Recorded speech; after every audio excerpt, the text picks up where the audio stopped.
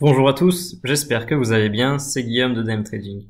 Aujourd'hui, je vous retrouve pour une nouvelle vidéo dans laquelle on va parler non pas de trades gagnants, mais de trades perdants. Car oui, les pertes font partie du trading, ça nous arrive à tous de perdre sur le marché, c'est quelque chose qu'il faut intégrer et savoir gérer. Et ben voilà, les pertes font partie du trading, il faut donc faire avec. Cette vidéo, elle fait donc suite à la vidéo sur laquelle j'ai présenté la performance de la lettre depuis le mois de septembre. Donc on a surtout mis en avant tous les trades gagnants qu'on a fait, ainsi que sur la vidéo de l'Eurood, qui est un très bon trade, sur laquelle on a vraiment fait un gain très sympa. Vidéo que je vous invite à aller revoir, je vous les mets toutes les deux dans les fiches. N'hésitez pas à aller y jeter un petit coup d'œil. Et ben, aujourd'hui, dans cette vidéo, on va pas du tout s'intéresser aux gains, mais on va parler plutôt des pertes en autopsiant deux trades perdants. Le premier trade sera celui-ci, sur le GBP-USD. Donc le GBP-USD, c'est une paire que vous connaissez, dont on a déjà parlé dans les deux vidéos, enfin en tout cas dans la vidéo dans laquelle je présente les trades de la lettre, la performance de la lettre depuis le mois de septembre, puisque on a eu une très bonne performance avec cette entrée ici, et les sorties qu'on a faites, c'est-à-dire celle-ci, celle-ci et celle-ci. Ça nous a permis c'est un des trades qui a permis de sortir une très bonne performance au mois de novembre. Le trade qui nous intéresse aujourd'hui, c'est celui-ci, celui de la semaine dernière, qui s'est pas bien passé, en tout cas beaucoup moins bien que le précédent. Et on va voir dans cette vidéo ce qui a motivé cette entrée, comment le marché a été analysé, et surtout comment je suis venu gérer ce trade et la perte qu'il a engendré. On parlera également d'un trade sur le Euro NZD qui peut être tout aussi intéressant et qui a également engendré une perte. Donc là au moins il n'y a pas de suspense, on sait qu'on va parler de deux trades perdants. On va donc rentrer tout de suite dans le vif du sujet et commencer par l'analyse de ce GBP-USD. Alors on va partir sur une UT assez longue, enfin assez grande en tout cas, le mensuel, pour voir un petit peu ce qui se passe. Sur le mensuel, qu'est-ce qu'on voit? On voit qu'on est sur une belle zone de support, puisque le prix était déjà venu travailler à plusieurs reprises cette zone ici, donc elle avait servi d'abord de résistance, ensuite a été passée en tant que support, donc on est venu travailler cette zone-là ici, cette zone-là ici, et là on est toujours à proximité de cette zone, pile dessus. Si on regarde ce qui se passe d'un peu plus près en mensuel, en hebdomadaire, pardon, donc si on regarde d'un peu plus près ce qui se passe en hebdomadaire, on peut voir qu'en hebdomadaire, on est en train de créer un range hebdomadaire, avec la borne basse, qui finalement est confondue avec le niveau de support mensuel, qui est donc ici, et la borne haute, qui est ici. Et l'idée, tout simplement, c'est de venir acheter ce support pour trader la réaction, et de venir viser, pourquoi pas, le haut du range hebdomadaire. C'était exactement le même plan finalement que sur le premier trade dont on a parlé tout à l'heure, le trade du mois de novembre, puisque lorsque l'on vient acheter ici, ce que l'on cherche à faire, c'est d'acheter la réaction sur ce niveau de support. On est venu acheter ici avec le retournement de la tendance journalière. Et ensuite, vous connaissez, on est sorti ici, ici, et ici. On va pas plus rentrer dans les détails que ça, puisque encore une fois, c'est un trade dont on a déjà parlé dans la vidéo sur la performance de la lettre depuis le mois de septembre. N'hésitez pas à aller jeter un œil, je vous la mets dans la fiche. Alors ce trade d'aujourd'hui qui nous intéresse, le plan c'est exactement le même. On essaye de venir acheter, l'idée c'est de venir acheter la réaction sur le support. Au moment où on prend le trade, donc ici, si on regarde ce qui se passe en journalier, donc alors ici on est sur le 4 heures, on est sur l'UT 4 heures, et on a en noir ici le tracé du mouvement D1. Sur ce mouvement D1, qu'est-ce qu'on voit? On peut voir ici avec les petits cercles marrons qu'on fait des sommets et des creux de plus en plus bas. On est donc dans une tendance baissière. La stratégie à mettre en place, ça va donc être une stratégie assez agressive, puisqu'on vient trader contre la tendance de l'UT juste au-dessus. Alors lorsque l'on rentre ici, une des choses notamment qui a motivé cette entrée, c'est pas la seule, mais ça en fait partie, c'est la création de ce double creux D1, donc qui nous indique un ralentissement de la tendance journalière. On rentre donc ici, avec un stop loss qui est pas forcément très serré, puisqu'il est situé en dessous des creux qu'on veut venir trader. Finalement l'idée c'est de venir trader ce deuxième creux, donc on a un stop qui est bien en dessous.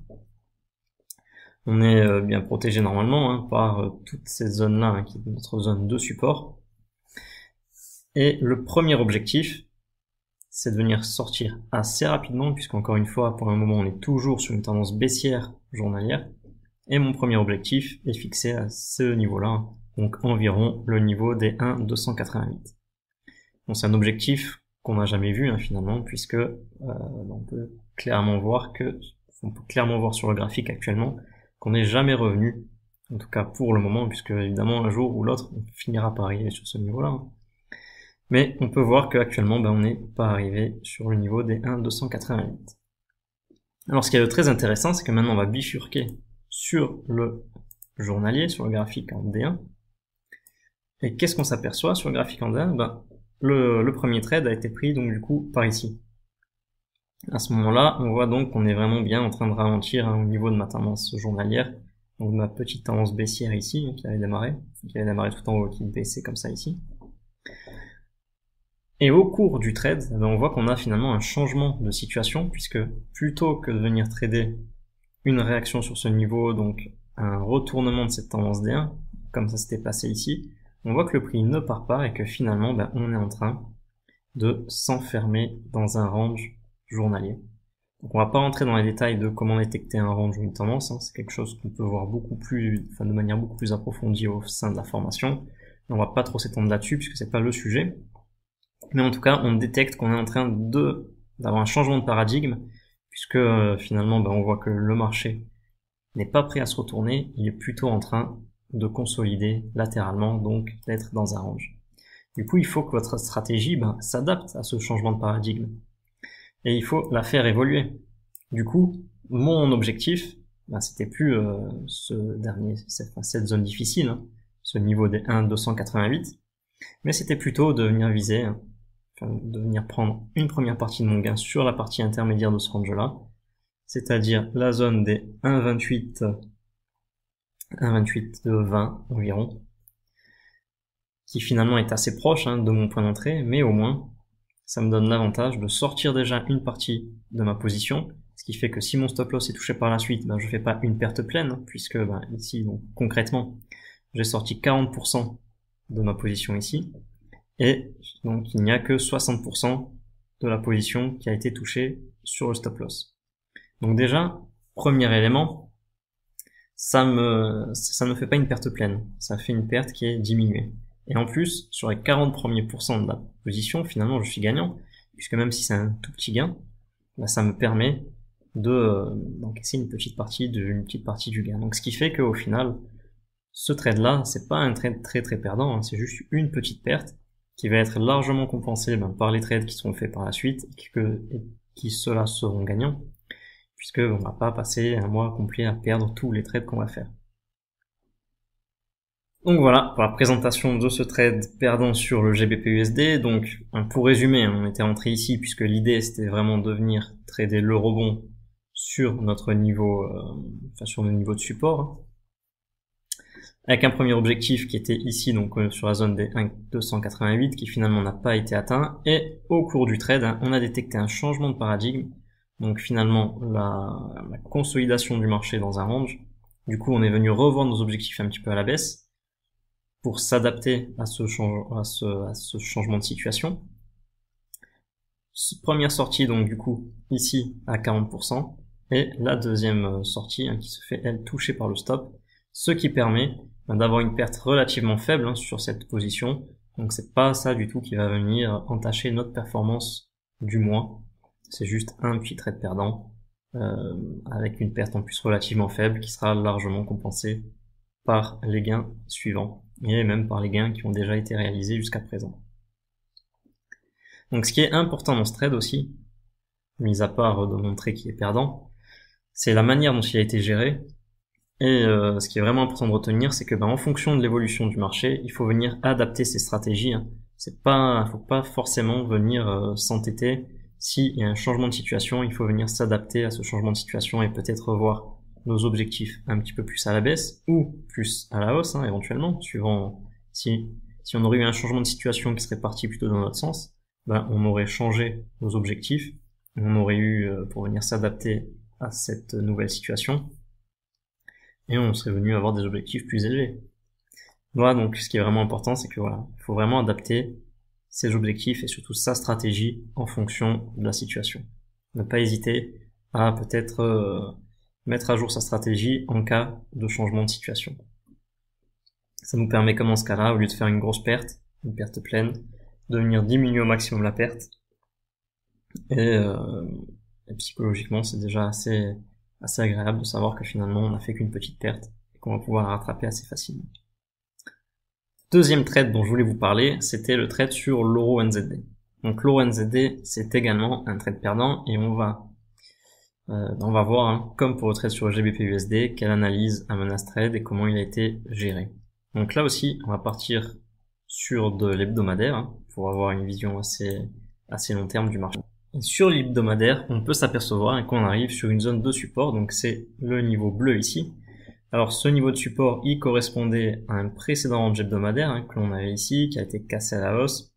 Finalement, on l'a réintégré et on arrivait, hein, sur les derniers plus bas de ce range-là, donc c'est ce beau petit niveau bleu que l'on a ici. On voit également, ce qu'on peut également constater, c'est qu'on a une très forte tendance baissière qui arrive sur ce niveau. Alors ça, c'est quelque chose, moi, que j'aime bien venir trader, hein.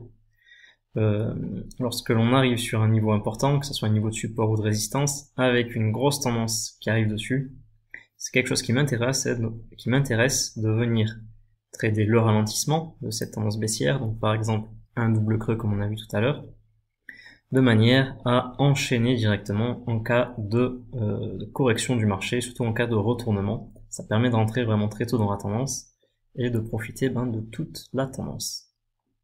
Donc l'idée, c'était, comme je vous l'ai dit, hein, de venir trader le rebond, encore une fois, sur ce niveau hebdomadaire. En journalier, si on zoome un petit peu, voilà cette grosse tendance hebdomadaire qu'on voyait tout à l'heure, hein, c'est également une grosse tendance baissière journalière. Donc on voit que cette tendance est partie depuis ici, donc depuis en gros le début du mois d'octobre. Lorsque l'on va commencer à s'intéresser au trading sur cette paire-là, on se retrouve à la fin du mois de novembre, donc on a quasiment 2 mois de baisse ininterrompue. On peut donc penser légitimement que après une si grosse tendance, à l'approche, au contact d'un niveau important, on va avoir une réaction. Et l'idée, le plan, c'est donc de venir trader cette réaction. En plus, on voit que notre journalier, lui, a déjà ralenti, puisque ici, on est en train de s'enfermer dans un range cette fois-ci. Et contrairement au trade sur le GBP USD, ici, on a une approche un petit peu différente, avec des entrées fractionnées, notamment. Donc pour ça, on va aller en 4 heures.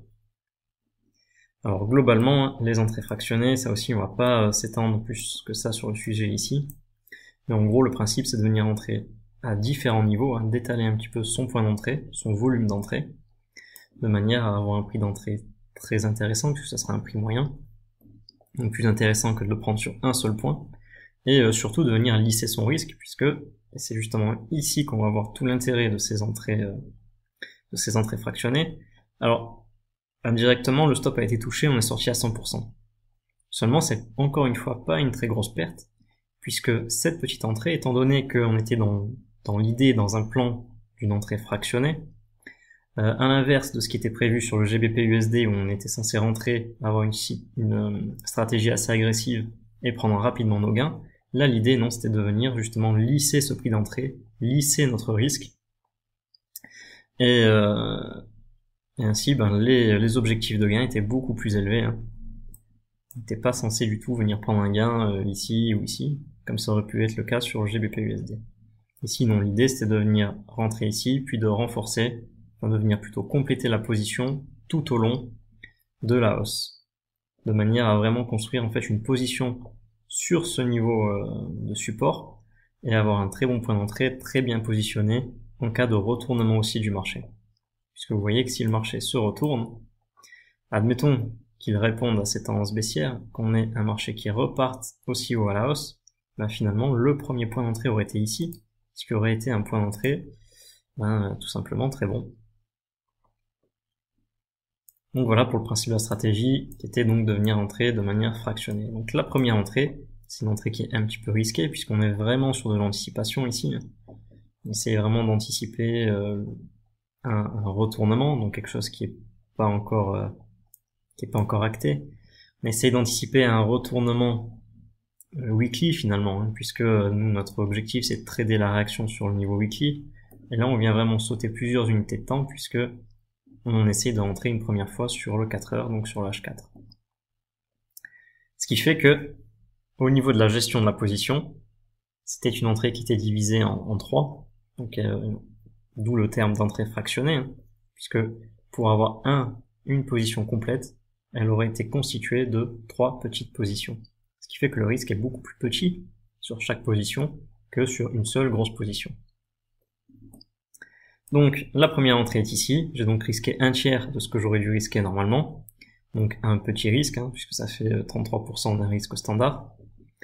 Et finalement, le scénario ne s'est pas du tout réalisé, puisqu'on a eu, enfin au début on est un petit peu parti dans le bon sens, et ensuite on a eu un gros retournement qui est venu toucher le stop directement, et donc la position était fermée à 100%. Mais encore une fois, c'est pas une très grosse perte, puisque c'est seulement 33% d'une perte maximale sur une position, donc ça reste une petite perte qui elle aussi va être compensée, et de toute façon est déjà compensée par les gains qui ont été réalisés auparavant. Ce qu'on peut dire donc du coup pour conclure ce trade, c'est que finalement les entrées fractionnées, donc j'ai envie de dire une gestion de notre position intelligente entre guillemets, nous permet de diminuer drastiquement nos pertes. Et le fait de diminuer les pertes, c'est l'objectif principal d'un trader, puisque l'objectif principal du trader, c'est de préserver son capital. Et il n'y a qu'en minimisant les pertes au maximum, qu'on pourra préserver notre capital. Le fait de préserver le capital, ça permet de pas trop empiéter sur les gains qui vont être réalisés par la suite. Et c'est ce qui permet tout simplement d'avoir une stratégie et un trading gagnant. On arrive donc au terme de cette vidéo. Je vous invite vraiment à analyser vos trades perdants, puisque les trades perdants nous apportent énormément et nous apprennent énormément de choses sur notre trading et sur la manière dont on pourrait le faire évoluer.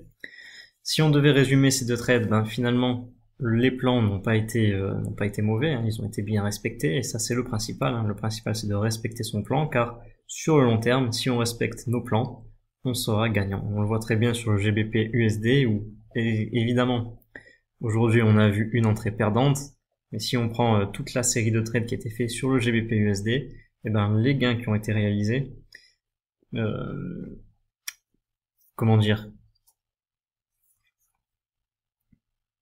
compense largement le trade qui a été perdant, ce qui fait que le plan global, il n'y a pas forcément besoin de le remettre en question. De même, sur ce trade-là, c'est un plan tout à fait valable, puisque finalement, on vient bien trader une réaction sur un niveau de support. C'est juste que le marché ne nous a pas donné satisfaction, et il est parti dans l'autre sens. Encore une fois, c'est pas grave, les pertes font partie du trading. L'essentiel, c'est de pas se décourager, de continuer à trader et d'analyser ces trades pour voir si on peut améliorer quelque chose ou pas. Là, ce qu'on peut voir pour conclure cette vidéo, on peut dire très clairement qu'avoir une gestion adaptée de son trade, une gestion adaptée de ses positions, ne pas hésiter en cas de changement de paradigme, en cas de changement de situation, à venir faire évoluer sa stratégie pour coller au maximum à la nouvelle situation. Ça nous permet de diminuer au maximum les pertes. Donc j'espère que cette vidéo vous a plu. Je vous donne rendez-vous pour de prochaines vidéos. N'hésitez pas à vous abonner pour être au courant de toutes les vidéos qui vont sortir. N'hésitez pas également à commenter cette vidéo, me dire ce que vous en avez pensé, si ça vous plaît qu'on vienne comme ça autopsier un petit peu des trades perdants et des trades gagnants aussi. On va pas faire que des trades perdants, ne vous inquiétez pas. Prochaine vidéo, on parlera certainement d'un trade gagnant. Quoi qu'il en soit, je vous souhaite à tous une bonne journée et je vous dis à bientôt pour de prochaines vidéos.